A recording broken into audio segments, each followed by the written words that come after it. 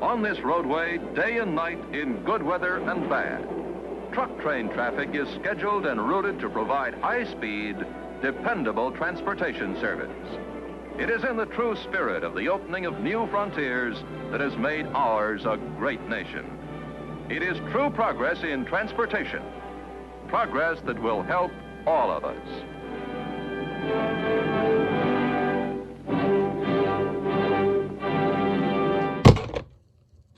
Another visit to one of my local train stores, that is Trains and Toy Soldiers, has gotten me some new model trains, which are pretty different from what I already have. So yeah, definitely a very interesting haul that we got here.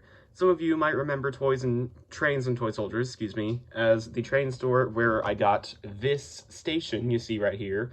I made a video about that over a year ago, and it has been over a year now since I've been to Trains and Toy Soldiers, so I figured I'm long overdue for a visit there. So now, thanks to a little coupon, I was able to get quite a few new freight cars, and that is what we're going over today, starting with this Walthers BNSF flat car, 60 feet. I've wanted to get quite a few flat cars lately because there's just so much you can do with them. You can haul a lot of different types of cargo with them, and I don't have any flat cars in HO scale. Like, I have one center beam flat car, and I have several flat cars in O scale, but these are my first HO flat cars, so that's really nice. I was kind of hoping to get the bigger 80-foot flat cars, but I think that these 60-foots will more than do the job for now. These were $35. And I also got a second one in the TTX scheme. As you can tell, I got a BNSF car and a TTX car. I wasn't too worried about the different road numbers. I just was looking for some flat cars, and that's what I got. So let's unbox these thingies. Now, of course, I've gotten quite a bit from Walthers. I think they're a pretty good model train company. And here we go.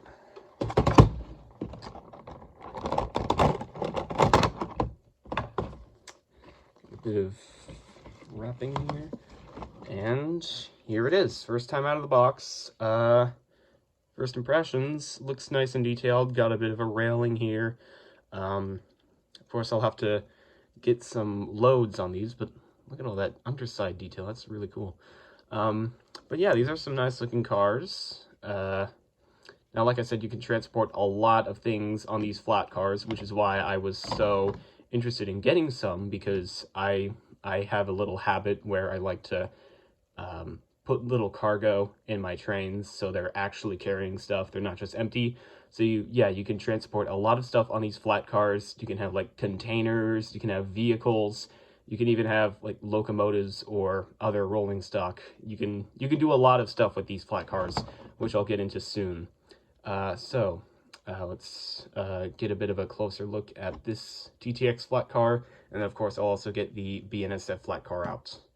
So here are the two flat cars with some little loads on them. In relation to a double stack train, you can see that they're just a little bit shorter than your average well car. And yeah, of course I got some container and trailer loads on these, but of course I can also have other loads too if I want. Like, I could do this, just have something crazy like that on the rails, and I mean, it would work. It could work. I would just have to make sure that the load stays in place, but I can do stuff like that. And like I said, I do kind of wish I could have gotten the 80-foot flat cars, but these 60-foot flat cars seem to be able to do the job quite well, so that's pretty good. But I am a bit curious to see how some of these oversized loads would work on a model railroad. So now I have two pretty uncommon rail loads on these flat cars, and I've set up a little bit of a obstacle course for these flat cars to go through. So let's see if these loads can fit. They fit under the signal bridge and the overpass with some room to spare, so that's pretty good. It seems like you can transport some interesting stuff on these flat cars, and you're still able to have some clearance, so that's actually really good. Because I'm like this, let's try some even larger loads and see how they cope. It's a bit tighter of a squeeze. I will notice that if I do this, I'd probably have to tie these down because they are a bit free rolling, but even big loads like these still pass with flying colors, so that is great. You can definitely move a lot of different things on these flat cars, which is good. That's what I was hoping for. So these flat car loads were able to handle a lot of the clearance tests pretty well, but I want to try one more test on the permanent layout. Let's see how these flat cars handle a tunnel. This is actually their first run on this permanent layout. A bit worried about if these are a bit top heavy, but they might be okay. So we're coming up to the tunnel now. There it is. Let's see. Let's see. It works. They make it through. Yay. Okay. Yeah, that's really good. So these, even oversized loads like these, are able to make it through many of a model railroad's height clearances. So unless you have a very, very massive load, you probably wouldn't have that many problems, which is really nice to see. So yeah, I like that.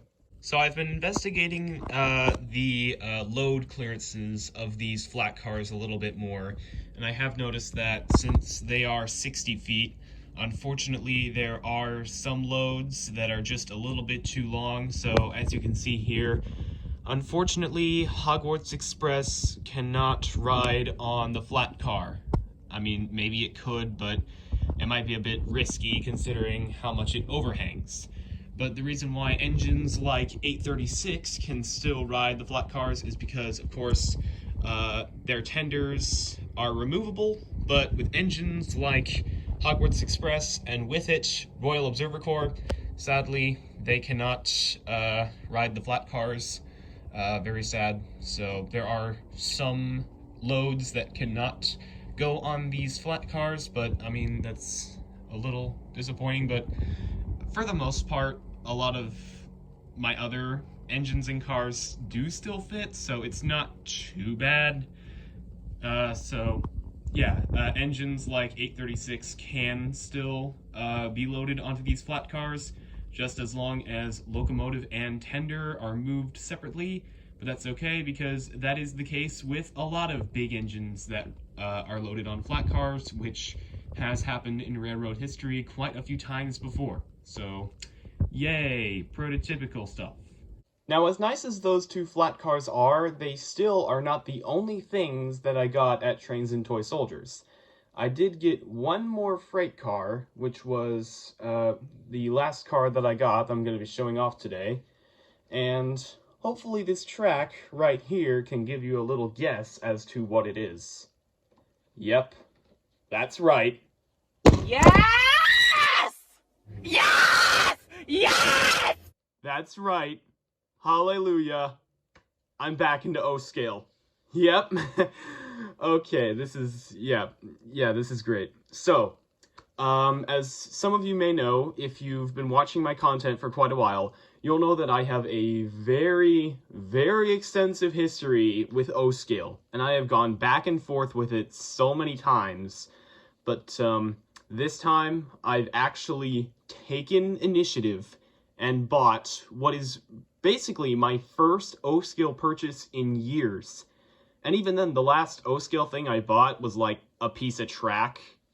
So this is like the first actual O-scale train I've bought in who knows how long. So this is a big deal. And of course, you can see it's an MTH Premier, Coal Car, Illinois Central, It's also my first ever Illinois Central item. I do have like one display Illinois Central steam engine, but that was my brother's, but he just let me have it. So this is pretty much my first ever Illinois Central model train. So not only is it my first O-scale item in years, it's also my first item of a new railroad, which is always nice. And I got this for $70, which I think is a fair price for a Premier Line freight car in O-scale. So, as nice as it is to stare in awe at this new edition, let's get it out of the box for the first time. Man, it's been a long time since I've done this. And there it is. And it does have a cold load. So let's get it out of the packaging. Oh, it's been... Okay, I'm sorry, I'm freaking out. It's been so long since I've done this. Oh my goodness. There it is. There it is. Oh my gosh. This is beautiful. I mean, that's beautiful. I could cry. And of course, it has the nice coal load up here. This is not my first coal car in O-scale. I got quite a few coal cars, but of course, it's my first Illinois Central one, and I think it's my first 4-bay coal car. I might have one other one, but this is my first 4-bay coal car, like in this design. So I'll get it onto the track. I'll get a little O-scale train going, and we can dive further into the O-scale project, part 9823. And there it is, the Illinois Central Hopper. My first O-scale purchase in years, and also my first MTH item I've gotten since they closed down. Of course, I know that Atlas O is still producing their stuff, but yeah, still, big deal that I've actually gotten something O-scale for once. I'm still very giddy about this, as you can tell. And I got this Illinois Central Hopper in a little train that I made here of just my various O-scale rolling stock. The CSX Coke Express hopper is another MTH hopper. Of course, you can tell it's different from the Illinois Central one. Here are my piggyback cars. This is MTH, this is Lionel.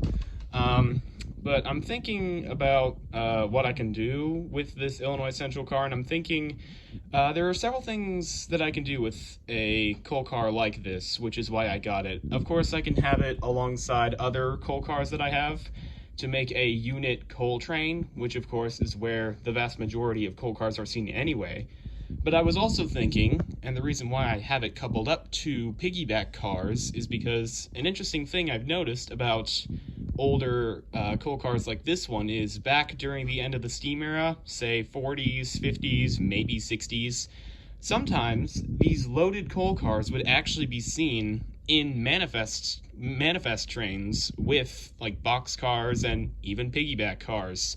I'm not exactly sure how that whole operation worked. Maybe the coal was just headed to smaller power plants across the country.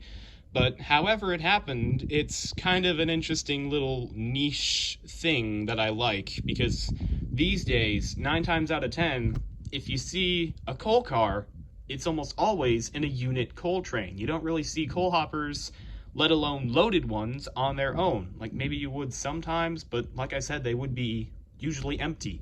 So yeah, there are some different things that I can do with a coal car like this, and yeah, $70, I think it was a pretty good deal for what you're getting here. Nice detail, good quality, just all around a nice car, and as well as the HO scale flat cars, I feel pretty good with all this. So yeah, feels great to be back in O scale.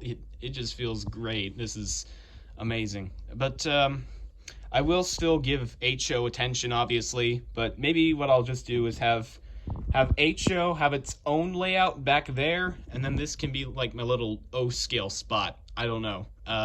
We'll just see what happens, but yeah, that's all the stuff with HO scale and O scale. Hope you enjoyed this little haul. Check out Trains and Toy Soldiers. If you're in the Lincoln area, it is a nice store. It can be a bit hard to find, but it is a very nice train store. Definitely worth the trip. And you can find goodies like this there. So once again, thank you for watching, and expect to see more of O-scale and HO-scale goodness, hopefully.